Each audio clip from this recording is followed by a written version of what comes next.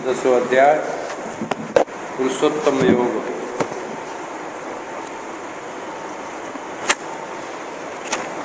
આપણે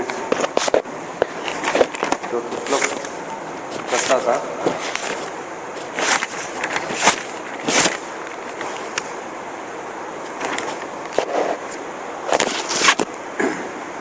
આપણે ગયા ક્લાસમાં જોયું કેવી રીતે વિવેકરૂપી અસંગરૂપી શસ્ત્રથી સંસાર વૃક્ષનું છેદન કરવાનું અને ત્યાર પછી ભગવાનનું જે પરમપદ છે પરિમાર્ગિતવ્યમ, ભગવાનના પરમપદને ગોતવાનું.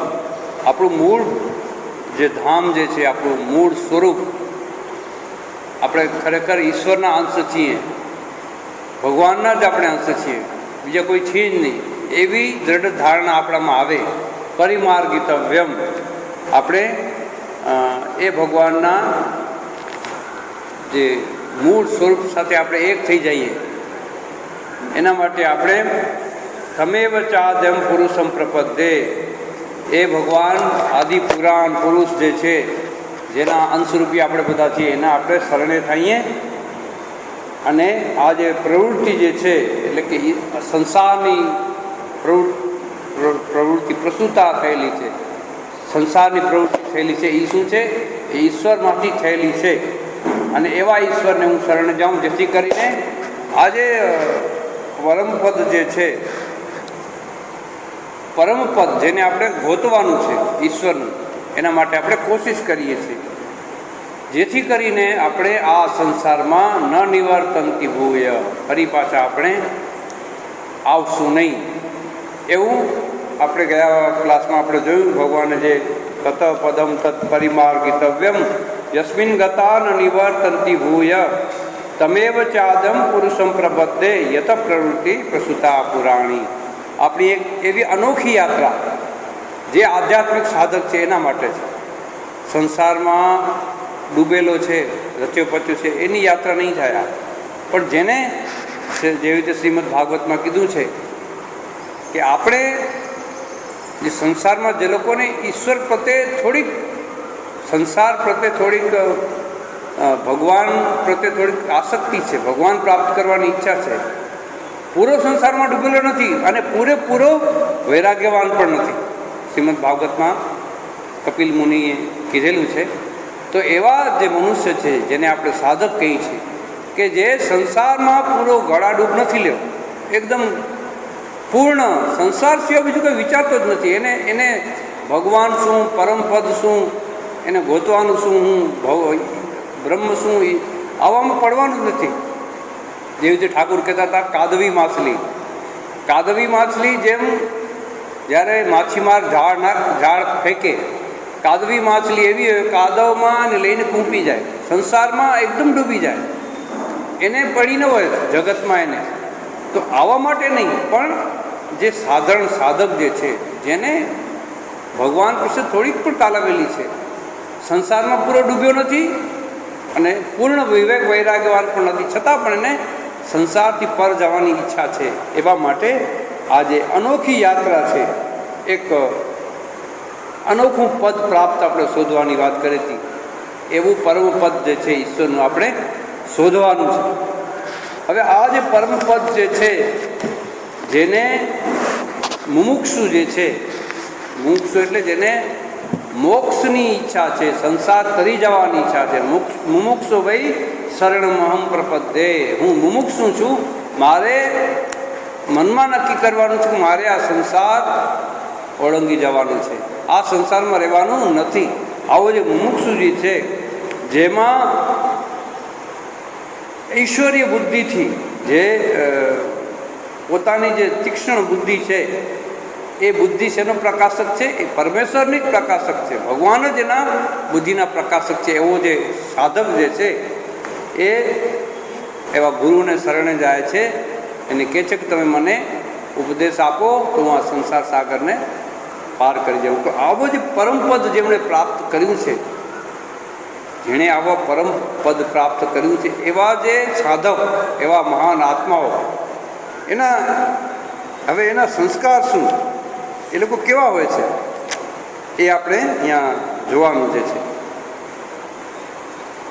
એના પછીના શ્લોકમાં ભગવાને કીધું છે કે આ પરમપદ જે છે એની પામવાની જે યોગ્યતા જે છે એ કોણ હોય, એવા કોણ માણસ છે કે જેણે આ પરમપદ તત્પરમ પદ પરિમાર્ગિતવ્યમ, એના માટે એણે પરસ્યુટ ઓફ એક્સેલન્સ, શ્રેષ્ઠ વસ્તુની ગોત અને સર્ચ માટે આપણે ગૂગલમાં કેમ સર્ચ કરીને કે કાંઈક વસ્તુ કોમ્પ્યુટરમાં આજકાલ બધું સર્ચ ગૂગલમાં થાય છે, ભગવાનને પણ ગૂગલમાં સર્ચ કરવું પડશે. તો એ પરિમાર્ગિતવ્યમ એટલે સર્ચ, કોઈ શ્રેષ્ઠ વસ્તુની ગોત્યો છે જેણે, આવું પરમપદ જેણે મળ્યું છે, એ સાધક જે છે એની યોગ્યતા શું હોય?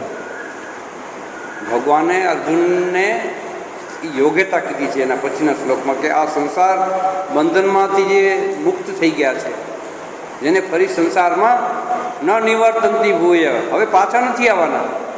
સંસાર આ જે રસ્તો જે છે, આ પથ જે છે, કેવો પથ છે? વન વે છે. આપણે બહુ બીક લાગે, આપણે આવું સાંભળીએ તેમ ભગવાન બીક લાગે કે ભગવાન પોતે કહે છે કે આ જે પથ છે ને મારી બાજુ આવવાનું વન વે છે. એકવાર મારા તરફ જે ગુસ્યો એ પાછો નથી જવાનો. પાછો આપણે સંસારમાં કદાચ આપણે એવું લાગે કે સંસારમાં કેમ સારું નથી લાગતું, લાગે ખરેખર તો સમજવાનું કે આપણે પથ બરાબર લીધો છે. કારણ આ જે પરમપદ જે છે એ વન વે છે, એક જ બાજુ જાય છે.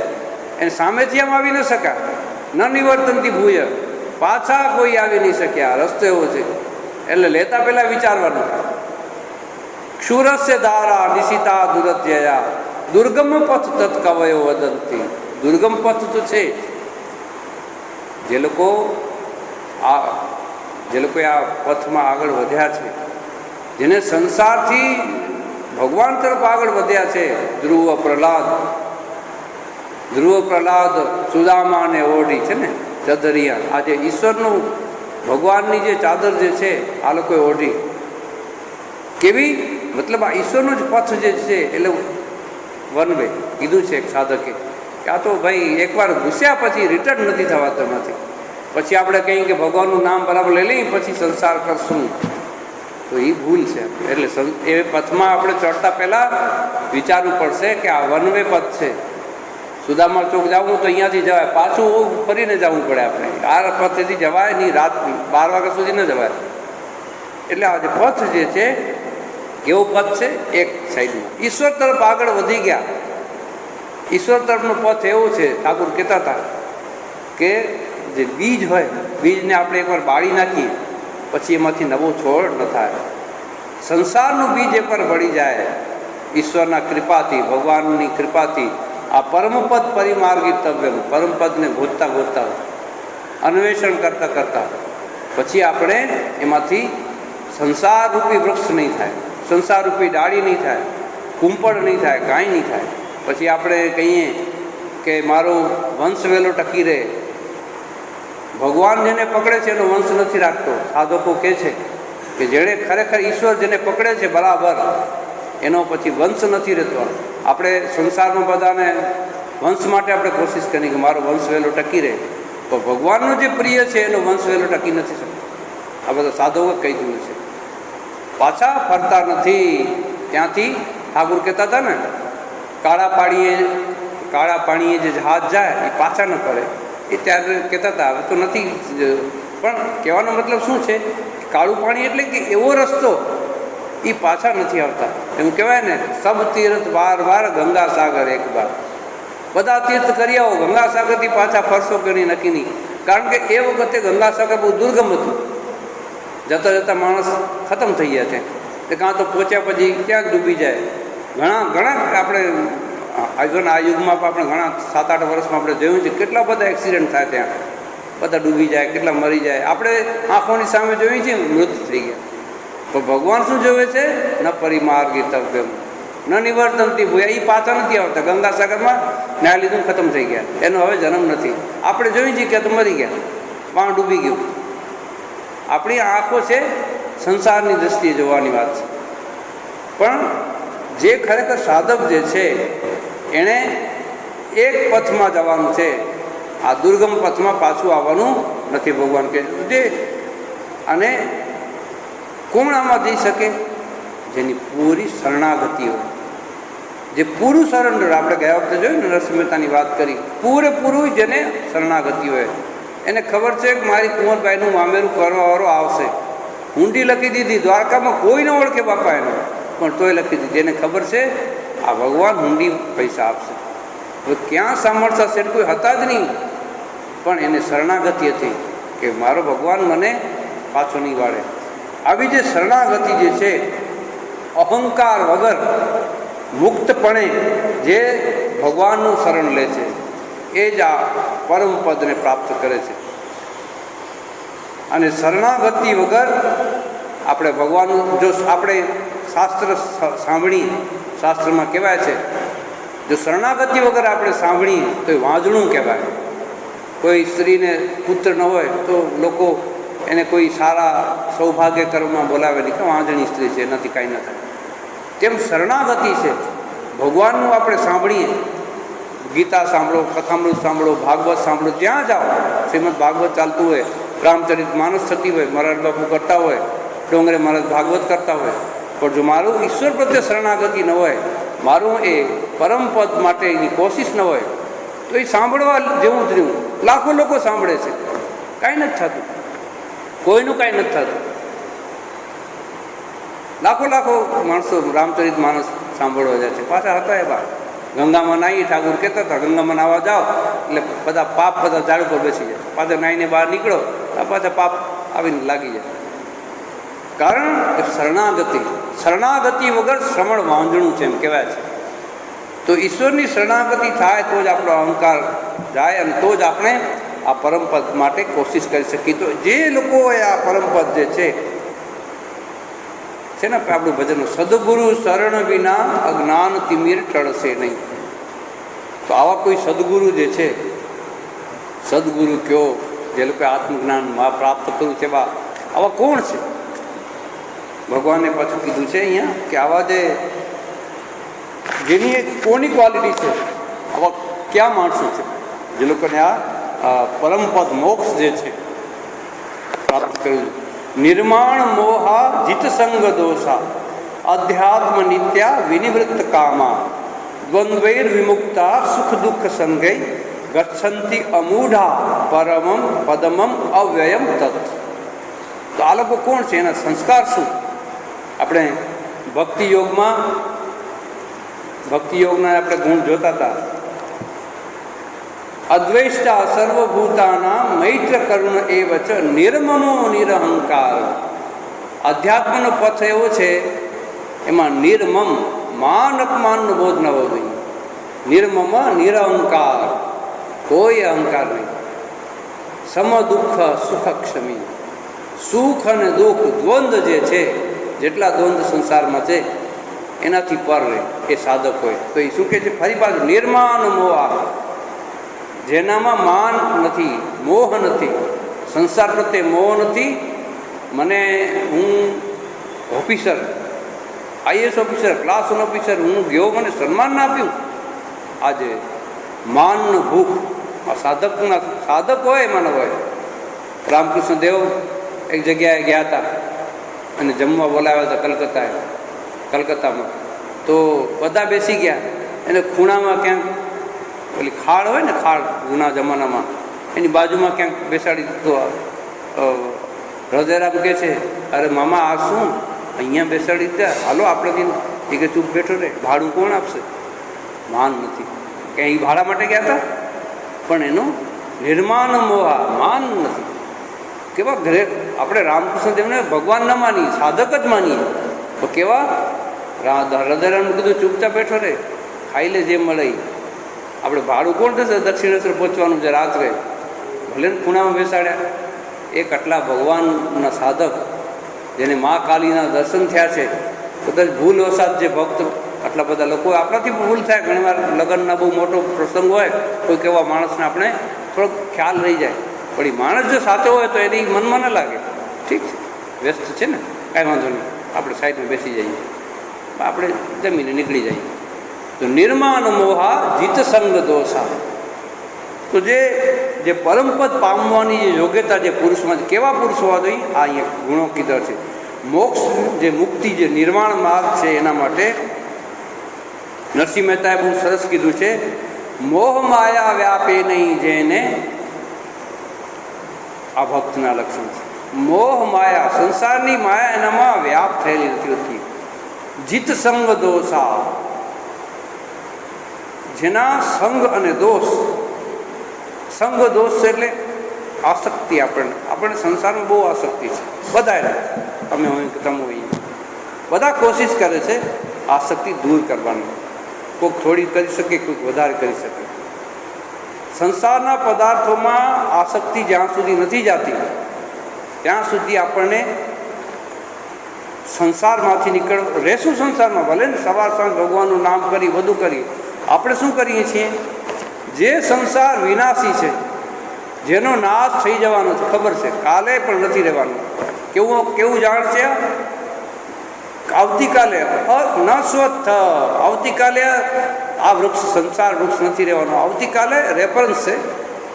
અને આ ભગવાન પરમાત્મા એ અવિનાશી છે, જેનો નાશ જ નથી, જેનો જન્મ નથી. આ બેને આપણે મિક્સ કરી નાખીએ છીએ. મિક્સ કરી આપણે કોશિશ કરીએ છીએ કે બેને લઈને આપણે એકચ્યુઅલી જે ખરેખર વાસ્તવિક તત્વ જોઈએ તો આ જે સાધક જે છે એના માટે આ બે વસ્તુ મિક્સ કરીને રહે તો સાધક પોતાનું સાધકનું જીવન, હા એણે રહેવું. ઠાકોરે બહુ સરસ દ્રષ્ટાંત આપી જ દીધો છે, કામવાળીની જેમ રહેવું. ભલે હું કહું કે અહીંયા આશ્રમમાં છું, હું સેક્રેટરી છું, મારો આશ્રમ, કાલે જનરલ સેક્રેટરી મહારાજની ચિઠ્ઠી આવી જાય, ભાઈ તારું અહીંયાથી હાલો, આ બીજા સ્વામીજી જાય છે, ચાર્જ આપી દો, પછી હું કહી શકું મારું નથી, મને બેસાડ્યો છે, મારે જોવાનું છે. આ સંસારમાં મને ભગવાને મોકલાવ્યો છે, એમાં આ મારા બાપ છે, આ મારી મા છે, આ મારી પુત્રી છે, પત્ની છે, આમને મારે કરવાનું છે. ઠીક છે, ભગવાને મને આ ડ્યુટી આપી છે, પણ આ મારા કોઈ નથી. હું તો એ પરમપદ, એ જે અંશ જે છે, અંશી એનો અંશ છું. ખરેખર હું કોણ છું? આ જે છે ક્યારે આવે? જીત સંગ દોષા. આપણને સંસારના ભોગોમાં આસક્તિ ન થાય. સંસારમાં આપણે કોઈક સાથે પ્રેમ થાય, વધારે કોઈ માણસ વધારે સારો લાગે, કોઈ વસ્તુમાં આસક્તિ થાય, કોઈ ઘણીવાર આપણને કોઈ કારણ ન હોય છતાં પણ આપણે આસક્તિ હોય કે ના આપણે ઠીક છે. આપણે એમ સમજીએ કે સંસારના જેટલી વસ્તુઓ છે એને જેટલો વારે ઘડી આપણે ભોગવશું તો આપણી વાસના પૂરી થઈ જશે, એવું નથી. જે સંસારના ભોગોની આપણે પૂર્તિ કર્યા જ કરી, કોઈ દિવસ આસક્તિ જવાની નથી. જીત સંગ દોષા, જેણે જીત આ સંગ દોષા જે છે એને જીતી લીધા છે. આ સંસારના ક્યાંય એની આસક્તિ નથી. અને એટલા માટે એ જેણે ઇન્દ્રિયો સાથેના વિષયો જે છે, આપણને સંસારમાં રહીએ કે આજે અત્યારે ભાઈ જરૂર છે આપણે આ વસ્તુ લઈએ, ઠીક છે, પણ એમાં આપણે અટવાઈ ન જઈએ. એ જે સંગ દોષ જે છે એમાં જો અટવાઈ જઈએ તો આપણે ઈશ્વરનું સ્વરૂપ આપણે નથી સમજી શકવાના છીએ.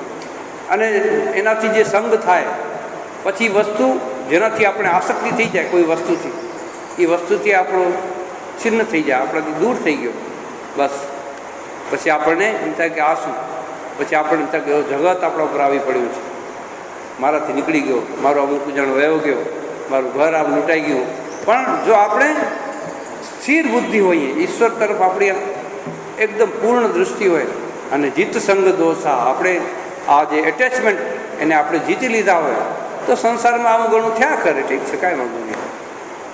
ભલું થયું ભાંગી જન છાણ, તો નરસિંહ મહેતા આપણા જેવા જ હતા, પણ એનું મન એમણે માયા મોહથી ત્યાગ કરી, જીત સંગ દોષા, અધ્યાત્મ નિત્યા, હંમેશા એના જીવનમાં અધ્યાત્મ નિત્યા, ઓલવેઝ સ્પિરિચ્યુઅલ લાઈફ. બીજું કંઈ વિચારતા જ ન હોય, ભગવાન સિવાય કાંઈ વિચારતા ન હોય, કારણ કે એને ખબર છે કે હું કોણ છું. અધ્યાત્મ નિત્યા, હંમેશા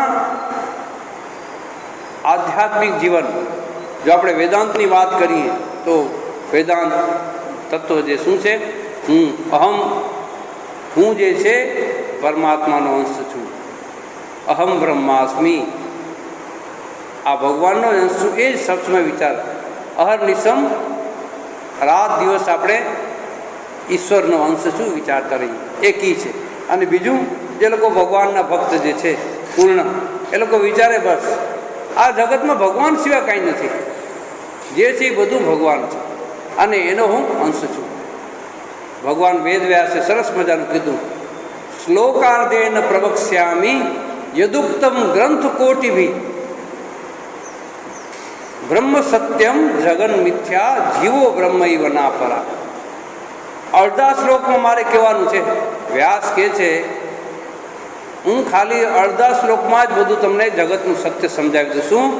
યદુક્તમ ગ્રંથ કોટિભી, કરોડો ગ્રંથ જે છે, વેદ, વેદાંત, ઉપનિષદ, આ તે જેટલા તમે, એ બધાનો જે સાર છે એ અડધા શ્લોકમાં હું કહી દઉં. શું છે?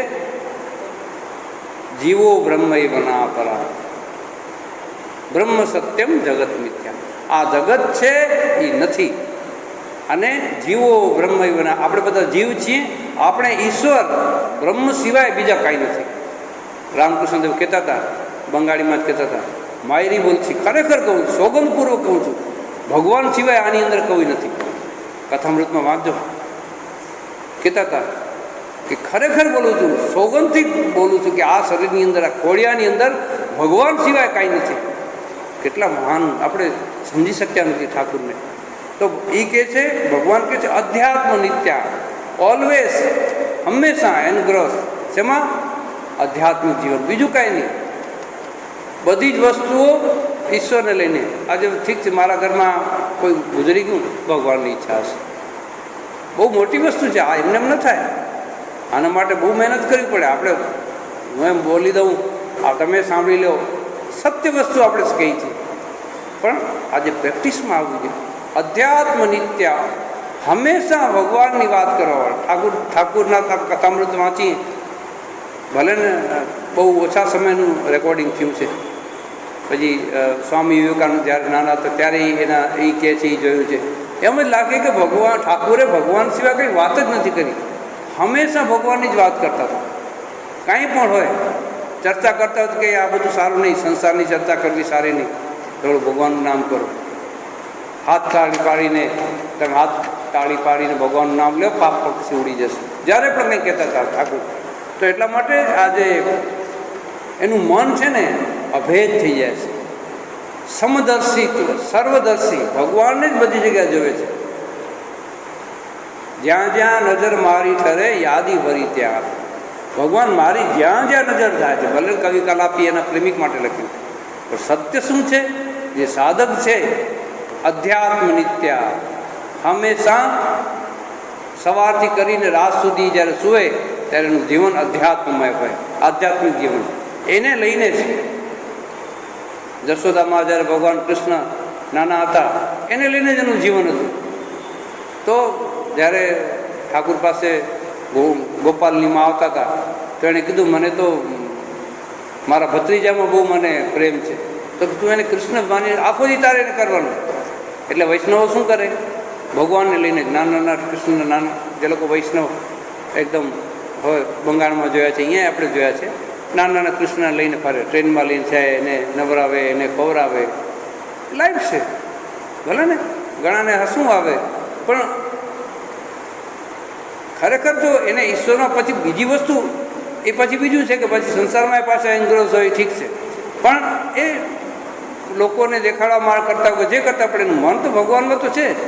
ભલે ને વૈષ્ણવ આવી રીતે ઉપાસના કરે, પણ એ એક ઉપાસનાની પદ્ધતિ છે. અધ્યાત્મ નિત્યા. સવારના ઉઠીને ભાઈ ગોપાલને કંઈ બનાવ્યું, ગોપાલ માટે માખણ મિશ્રી આપશે, પછી વળી પોતે જમશે, પછી એનો પ્રસાદ લેશે, વળી બપોરે ચા, પહેલાં ગોપાલને ખવડાવો, પહેલાં ગોપાલને ખવડાવો. અમે જોયા છે કે વૈષ્ણવ ફેમિલી વાળા બંગાળમાં બહુ ભક્તો, પોતે વૈષ્ણવ, પણ બધું પહેલાં ગોપાલ માટે કરે. પછી મઠ મિશનમાં દીક્ષા લીધી સ્વામી આપણે પ્રેસિડેન્ટ મહારાજ પાસે. તો ઠીક છે, પણ વૈષ્ણવ જે ધર્મ જે છે એનો એટેચમેન્ટ ગયું નહીં, સારું, એમાં ખરાબ નહીં. મન તો સારી જગ્યાએ રહે, સંસારમાં તો નથી રહેતું. અધ્યાત્મ નિત્યા, હંમેશા વેદાંત વાક્યમાં રમણ કરતા હોય, અથવા તો ઈશ્વરની લીલામાં જે લોકો ભક્ત જે છે એ ઈશ્વરની લીલામાં રમણ કરતા હોય કે ભગવાન અત્યારે અહીંયા બેઠા છે, આમ છે, તેમ છે. એ એક લીલા છે. એ સંસારમાં પછી વધારે નથી વિચારતા. વિચારતા હોય તો પછી મુશ્કેલ, પણ વિચાર જ્યાં સુધી ઈશ્વરનું તો વિચારે છે ત્યાં સુધી તો ઈશ્વરમાં રહે છે. અધ્યાત્મ નિત્યા એક જીવન તો એક પોતાના જીવનમાં એક જગ્યાએ તો આવીને ઊભા છે કે નહીં મારે અહીંયા સુધી ભગવાનનું નામ લીધું, એવી રીતે. અને વિનિવૃત્ત કામા, જેની કામનાઓ વિનિવૃત્ત કામનાઓ જંપી ગઈ છે. રાત થાય કેવી શાંતિ થઈ જાય, પક્ષીઓ બધા સૂઈ જાય, ખાલી ચામાચીડિયાનો કાંક અવાજ, બાકી બધા પક્ષી સૂઈ જાય, પશુ સૂઈ જાય, માણસો સૂઈ જાય. આપણે કહીને રાત જંપી ગઈ. જંપી ગઈ એટલે નિસ્તબ્ધ થઈ ગઈ. એવી રીતે સાધકના જીવનમાં વિનિવૃત્ત કામા, કામનાઓ, વાસનાઓ, આ જોઈએ, આ જોઈએ, તે જોઈએ, વિનિવૃત્ત પાછી વળી ગઈ છે, હવે આવવાની નથી, નિવૃત્ત થઈ ગઈ છે. એટલા માટે સાધક જીવનમાં કહે છે કે વાસનાઓ પૂર્તિ થાય એના કરતાં નિવૃત્ત થાય બધું સારું. આપણે પણ કોઈ રિટાયર્ડ થાય તો આપણે કહીએ નિવૃત્ત થયા છે, મતલબ નિવૃત્ત થઈ જવું સારું. વાસનાનું નિવૃત્ત થઈ જવું એટલે હવે કામ કરવાની ઈચ્છા નથી, 60 વર્ષ સુધી કર્યું, નિવૃત્ત થઈ ગયા ભલે, પણ પૂર્તિ કામના વાસના ઘણીવાર કહીને ના આપણે આ લઈ લઈએ, એકવાર ઠીક છે ને ગાડી ચડી લઈએ, આ મારુતિ લીધી, પછી સ્કોડા લીધી, પછી BMW લીધી, કોઈ શેષ નથી. પછી રોલ્સ રોયસ જોઈશે, પછી આ જોઈશે, એટલે પૂર્તિ કર્યા કરો કામનાની. સાધકોના જીવનમાં હું છે કે સાધક જે છે એને કોશિશ કરવાનું કે કામના વાસના નિવૃત્ત કરવાની છે. એને કહી દેવાનું છે ભાઈ હવે નહીં, આ મારે જરૂર હતું, નથી હાલી શકતા, એક નાનકડી ગાડી લીધી, હવે પછી આ ઠીક છે, હવે નહીં, આ બીજી લેવાની, હવે ત્રીજી લેવાની નહીં, ઠીક છે. સંતોષ ક્યારે જાય? જ્યારે આપણે સંતોષ થઈ. વિનિવૃત્ત કામા, વાસના મુક્ત જ્યાં સુધી આપણે નથી થતા. મા શારદા કહેતા હતા કે વાસના મુક્ત ન થાય ત્યાં સુધી મુક્તિ નથી. એને કીધું કે જગન્નાથના મંદિરમાં દર્શન કરવા ગઈ હતી તો જોયું કે બધા મુક્ત થઈ ગયા છે. પછી મેં બરાબર જોયું તો કે ના બધા મુક્ત નથી થતા. જે લોકો નિર્વાસના છે, જેની વાસના શૂન્ય થઈ ગઈ છે, એ લોકો જ મુક્ત થાય છે. ઠાકુરને કોઈક પૂછ્યું કે કાશીમાં મરવાથી મુક્તિ થાય છે તો કે આ મુક્તિ બધાની મુક્તિ થાય, પશુ પક્ષી મચ્છર કીડા બધાની. તો કે એમ કેમ? આ કહે છે કે ના, જેની વાસના શૂન્ય થઈ ગઈ છે એ જ મુક્તિ થાય છે. વિનિવૃત્ત કામમાં નિરંતર આપણે ઈશ્વરમાં આપણે તમે પોતે પણ પ્રેક્ટિસ કરી જશો. ખરેખર આપણે ભગવાનમાં રહીએ, બરાબર ઈશ્વરનું સ્મરણ મનન કરીએ, એનામાં જ રહીએ, તો ધીરે ધીરે આપણને પોતાને ખબર પડશે કે ઘણી બધી વસ્તુથી આપણે હલાવી ચાલશે. સરસ એક મજાની ચોપડી હતી, ફાધર વાલેસે લખી હતી, ચાલશે. એ ચાલશે છે ને એ બહુ ઇમ્પોર્ટન્સ છે. આપણે આપણા જીવનને એક જગ્યાએ અધ્યાત્મ નિત્યા, એક અધ્યાત્મમાં આપણે રાખી દઈએ. જીત સંગ દોષા, આ બધું જ્યારે આવે ત્યારે વિનિવૃત્ત કામા, આપણી વાસના છે, ઈચ્છા છે, ધીમે ધીમે ધીમે ધીમે ધીમે બની શકે. જે લોકો સાધકો જે છે, જે લોકો દીક્ષા લીધી છે, જે લોકો સાધક છે, કૃષ્ણના હોય કે શિવના હોય કે વૈષ્ણવના હોય, જે લોકો સાધક છે એ લોકોના જીવનમાં જરૂરિયાતો અને જે સાધારણ માણસો છે, જે લોકો હંમેશા ભોગમાં રહેતા હોય છે, મને થોડુંક ફરક હશે. ભલે આપણે વધુ જોઈ નહીં શકીએ, પણ આપણે ખરેખર ધ્યાન રાખશું તો ખબર પડશે કે ઘણા માણસોને ઘણી વસ્તુઓ વગર હાલતું નથી, અને એનાથી આપણે હાલી જાય છે. ઘણાને નથી હાલતું, પણ આપણે હાલી શા માટે? આપણે કોશિશ કરી છે કે આપણે એને મહત્ત્વ નથી આપતા. વાસના કામના જે છે, સંસારના ભોગો, આ વસ્તુ જોઈએ, આ વસ્તુ જોઈએ, આ વસ્તુ, એને આપણે જો મહત્ત્વ ના આપીએ, ઇમ્પોર્ટન્સ ના આપીએ, આપણે કોઈની સાથે વાત ન કરવી હોય, કોઈ એવો માણસ સાથે આપણે કોઈ જાય છે એની સાથે બોલવું નથી, આપણે કાંક વ્યવહાર ખરાબ થઈ ગયો તો હવે નથી બોલવું નથી, શું કરીએ? આપણે એવોઇડ કરી દઈએ, આમ મોઢું પાછું વાળીને એને થાય. તો એ 2-3 વાર જોવે, અરે આ મારાથી આમ કેમ કરે છે, પછી નહીં બોલવા આવે. તો આ જે છે આપણી વાસના કામનાઓને આપણે એવોઇડ કરતાં શીખીએ, નિવૃત્ત કરતાં. તો ભાઈ રહેવા દે, આપણે ભગવાને હજી 2 પગ સારા આપ્યા છે, હાલીને જઈએ, હમણાં કાર નથી લેવી, હલાવને જ્યાં સુધી હલાવી, ભલે ને થોડુંક વાહ છે, કાંઈ વાંધો નહીં, થોડુંક વોકિંગ થશે, હાલતા જઈએ. ઘણીવાર મને કે અરે નાના કેટલા દિવસ સુધી આપણે હાલી છીએ, હવે એક નાનકડી મારુતિ તો બહુ સસ્તી છે, લઈ આશ્રમમાં જવાનું સુવિધા થશે, ચોપાટી જવાનું સુવિધા થશે, ક્યાંક જલ્દી પહોંચી જવાશે, બધું સારું ઘણું. પણ જો મનને કંઈક ગાડી રહેવાશે પછી લેશું, મને પગથી હાલો બાપા કાંઈ વાંધો નહીં. એને એવોઇડ કરવાની કોશિશ કરશું તો પગ પણ માની લેશે કે ના ના ઠીક છે કાંઈ વાંધો નહીં, હલાવો, જ્યાં સુધી હાલે છે ત્યાં સુધી હલાવો. તો વિનિવૃત્ત કામા, જેની કામનાઓ જે છે એ જંપી ગઈ છે, એને કંઈની ઈચ્છા નથી થતી. કામના શું છે? અપ્રાપ્તની પ્રાપ્ત કરવાની ઈચ્છા. જે વસ્તુ અપ્રાપ્ત છે, આમ તો જે મળતું હોય નથી, આપણે રેગ્યુલર મળતું હોય, આપણે કંઈ રોટલી વગર, રોટલી દાળ ભાત શાક રોજ આપણે મળે છે, એના વગર આપણું જીવન બગડતું નથી કે એમ હતાશ થઈ ગયા અરે આજ રોટલી નથી મળી બસ ખતમ, એમ નથી. એ તો રોજ મળે છે રોટલી દાળ ભાત શાક, એનાથી આપણું કંઈ પ્રોબ્લેમ નથી થતો. બહુ બધી મીઠાઈ મળી જાય, કોઈ ક્યાં મળે, ઠીક છે. અપ્રાપ્ય વસ્તુ નથી, પ્રાપ્ત છે. કોઈક વસ્તુ એવી છે અપ્રાપ્ય, આની પાસે બહુ સારી વસ્તુ છે, મારી પાસે કેમ નથી, મારી કેપેસિટી નથી, ગજું નથી મારું. તો એના માટે આપણે કોશિશ કરીએ ત્યારે જ આપણને તકલીફ થાય, ત્યારે જ આપણને દુઃખ થાય. એટલે અપ્રાપ્ય વસ્તુ જે છે એના માટે આપણે કોશિશ કરીએ તો જ મુશ્કેલ થાય. એટલા માટે વિનિવૃત્ત કામા, જેની કામનાઓ નિર્મૂળ થઈ ગઈ છે, પૂરેપૂરી વહી ગઈ છે. શા માટે? એને ભગવાનમાં પ્રેમ છે. એટલે ઈશ્વરમાં પ્રેમ હોય, અધ્યાત્મ જીવનમાં પ્રેમ હોય, તો સંગ દોષ જે છે જેણે જીતેલા છે એણે એની બધી સંસારની બધી કામના વાસના પાછી પડી ગઈ છે. એ જે છે દ્વંદ્વે વિમુક્તા, સુખ દુઃખ સમુક્તિ, સુખ દુઃખ સમેકૃત્વા, ભક્તના લક્ષણમાં જોઈને 12મા અધ્યાયમાં દ્વંદ્વ છે. આપણા જીવનમાં દ્વંદ્વ ઘણા છે, સુખ દુઃખ. ભગવાન ખાલી મને સુખ જ આપે, આપણે એમને વિચારીએ, દુઃખ આપે જ નહીં. આજે બહુ ખરાબ, અમારા વડોદરામાં ભક્ત બહુ મદદ કરતા હતા આશ્રમને, એક્સિડન્ટમાં ગુજરી ગયા. એના વાઈફ સાથે વાત કરી કે કેમ એમ થયું? એ તો આટલા ભક્તના, ઠાકુરના ભક્ત હતા, રોજ મંદિરે જતા હતા, આશ્રમમાં કેટલી મદદ કરતા હતા, આ ઠાકોરજીને રસોઈ પણ બનાવતા હતા, એ કેમ એને એમ થઈ ગયું? બસ કે એટલે ભગવાન પ્રત્યેનું મન, આપણી ભગવાનની ભક્તિ આવી છે કે વાસ્તવિક સત્ય છે. એટલા બધા મોટા સાધક આપણે નથી, ત્યારે એવું થાય. પણ ઠીક આપણે વિચારી, મૃત્યુ બધાનું થવાનું છે. જલ્દી આવી ગયું, એક્સિડન્ટ થઈ ગયું, આશ્ચર્ય મૃત્યુ થઈ ગયું, પણ એમાં આપણે ઈશ્વર પ્રત્યે એમ કે આ ભગવાને જ કર્યું, મને જ કર્યું, બીજા કોઈને નહીં. આ ક્યારે થાય? તો નરસિંહ મહેતાના વાઈફ પણ ગુજરી ગયા હતા. એટલા માટે આધ્યાત્મ જે છે, કીધું ને વન વે રોડ છે, આ પાછું ના આવે. પછી એને આસક્તિ ન થાય કે ભાઈ ગયા કાંઈ વાંધો નહીં. આપણે આસક્તિ છે મતલબ હજી આપણે રસ્તા ઉપર નથી, હજી આપણે સંસારમાં આવવા જવાની, હજી આપણે આ બાજુનો રસ્તો પકડીને રાખ્યો છે, ઓલો રસ્તો આપણે પૂરો નથી લેતા. અને એટલા માટે આપણે એમ થાય છે કે ભગવાન બધું ખોટું કરે છે. પણ અધ્યાત્મ ભાગવતમાં પણ છે કે ખરેખર જે ભક્ત જે છે, ઈશ્વરનું શરણાગતિ જેની પૂર્ણ છે, એ ભક્ત જે છે ભગવાન એનું ક્યારેય અહિત નથી કરતા. લોકોની દ્રષ્ટિએ, પોતાની દ્રષ્ટિએ અહિત લાગે આપણને.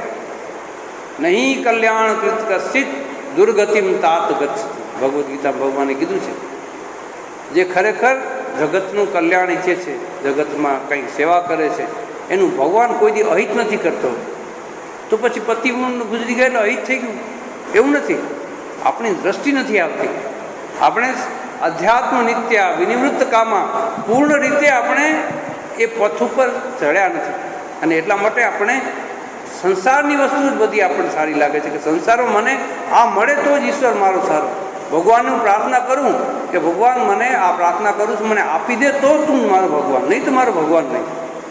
તો પછી એટલા માટે મા કહેતા હતા કે ભગવાન પાસે, રાજા પાસે જઈને આપણે કહીએ કે 1 કિલો મને દૂધી આપો, 1 કિલો બટેટા આપો, તો રાજાને ખરાબ લાગે. અરે તું મારી પાસે આવીને ક્યાંક સોનામર માગીશ, કંઈક મોટું કંઈક માગ, તું આવીને મને કંઈક રાજા પ્રસન્ન થઈ ગયા, મોલ શું માગવું છે, 1 કિલો બટેટા આપો, તો રાજાને અપમાન લાગે.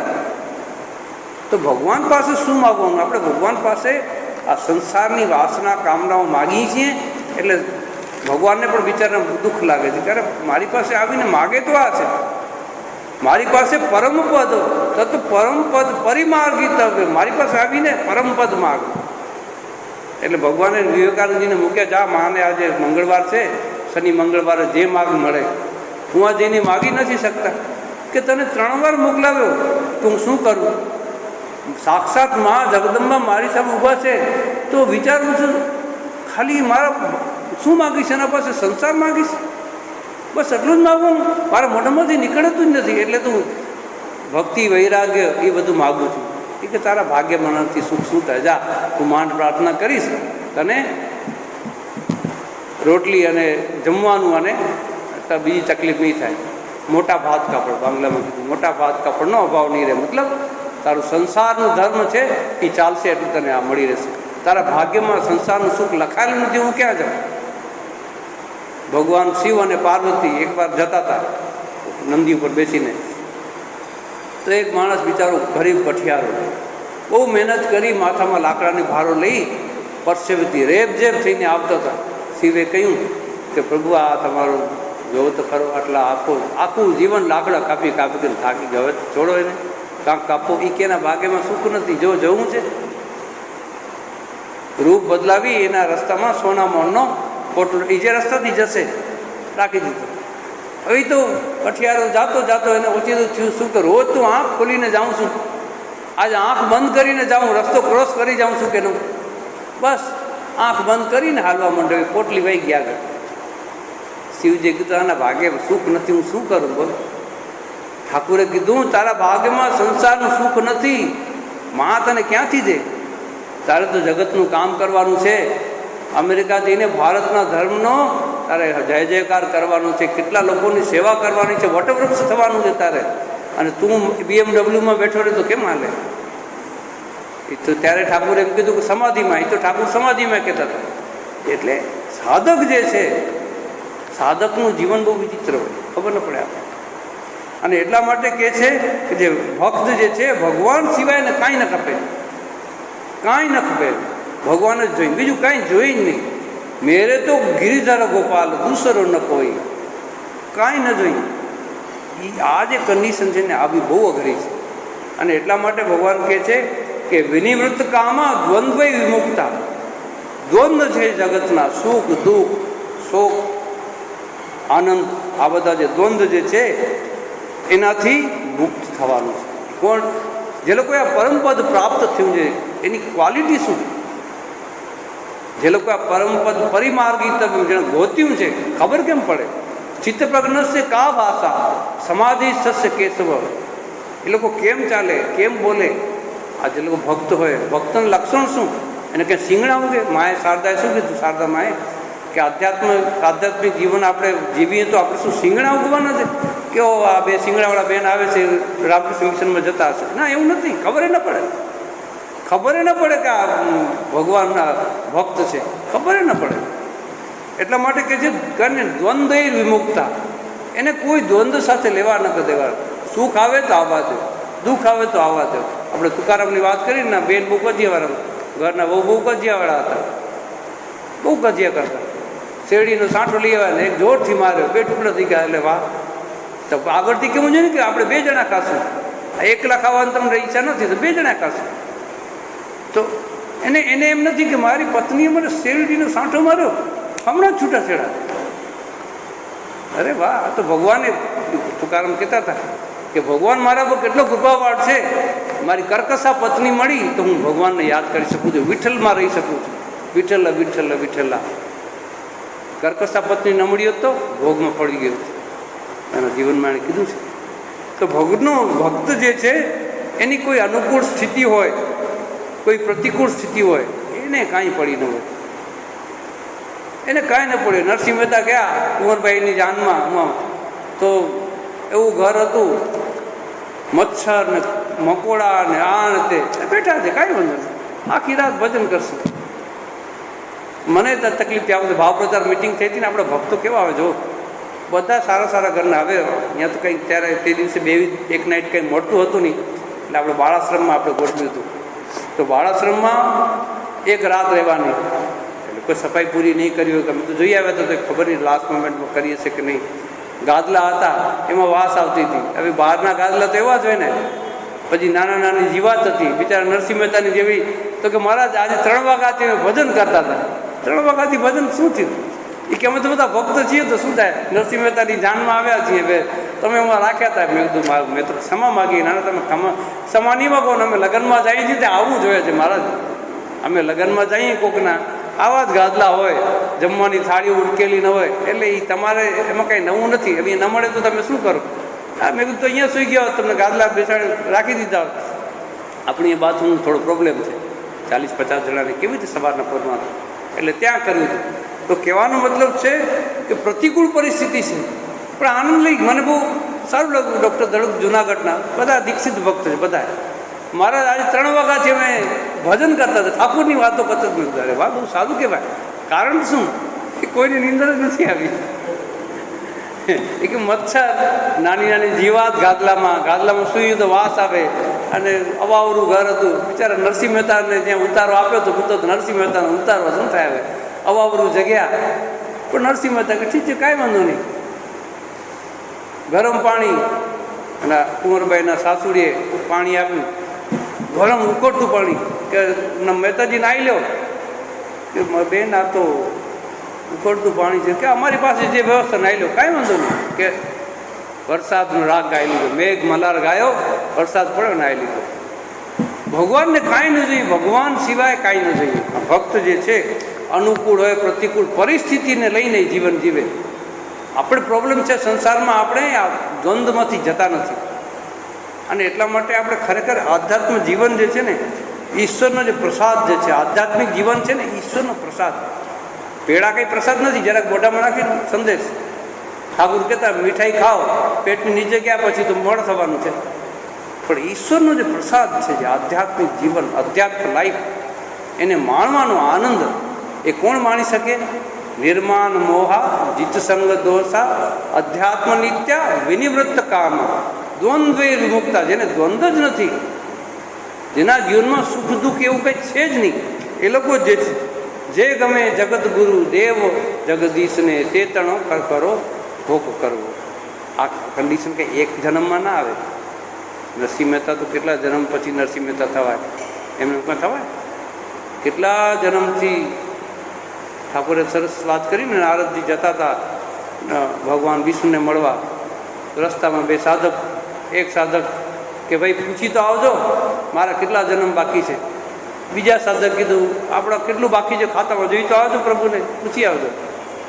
પાછા આવ્યા તો જે પહેલો સાધક મળ્યો કે પ્રભુને પૂછ્યું કે હા તમારા જે 8-10 જન્મ તો તમારે બાકી છે. 8-10 જન્મથી ભગવાનનું નામ લેતો આવ્યો, હજી મારે 8-10 જન્મ, હજી મારે 8-10 જન્મ. બાપરે બાપ, તમે કહો તો ખરા, હવે આવું ના હાલે. બીજો સાધક આનંદથી નાચતો હતો કે પ્રભુ આવો આવો, શું પૂછી આવ્યા આપણું ખાતું? કે તું જે આંબલીના ઝાડ નીચે રહેશ ને, કે આંબલીના જેટલા પત્તા છે ને એટલા જન્મ પછી તારી મુક્તિ છે. બસ આ આંબલીના પત્તાના જેટલા પાંદડા છે એના પછી મુક્તિ પાકી કે પાકી. અરે વાહ, ભગવાને તો આપણે સરીસર કર્યું, મારી મુક્તિ છે.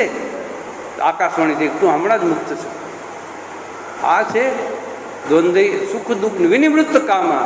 એને આંબલીના પાંદડા કેટલા છે એક ઝાડમાં, એને ભાર નથી લાગતો, કારણ કે ભગવાનનું નામ લે. મારે ભાર જ નથી. મને ભાર શું કામ લાગે?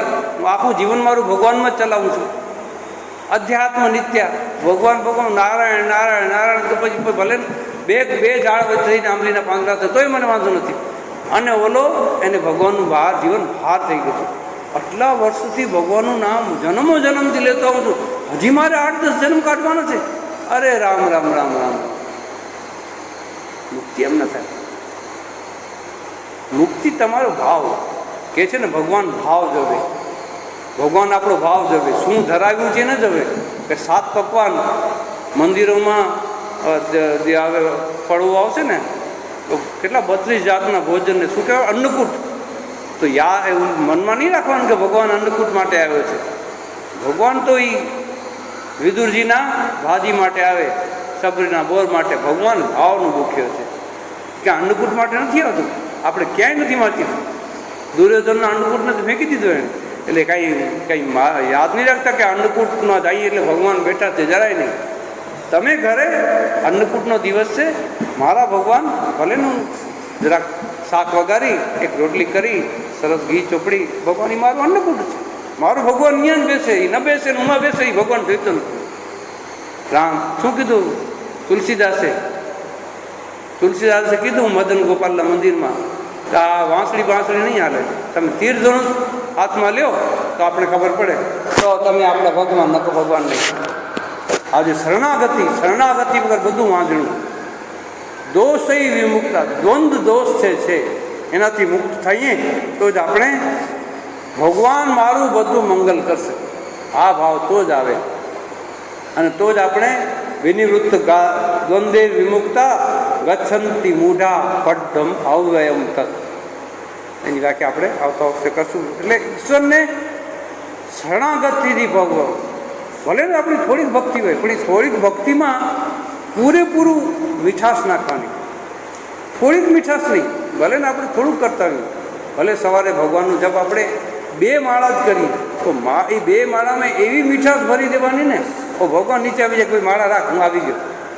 ભલે ને 1 માળા કરો, પણ શરણાગતિ ભગવાન પ્રત્યેનો જે પ્રેમ એ રાખવાની જરૂર છે. તો જ આપણે પદમ પરમ પદમ, જેને સાધકો કોશિશ કરે છે, આટલા વર્ષોથી જીવન કોશિશ કરતા આવે છે, એને પ્રાપ્ત કરવા માટે આપણે યોગ્યતા કેળવશું.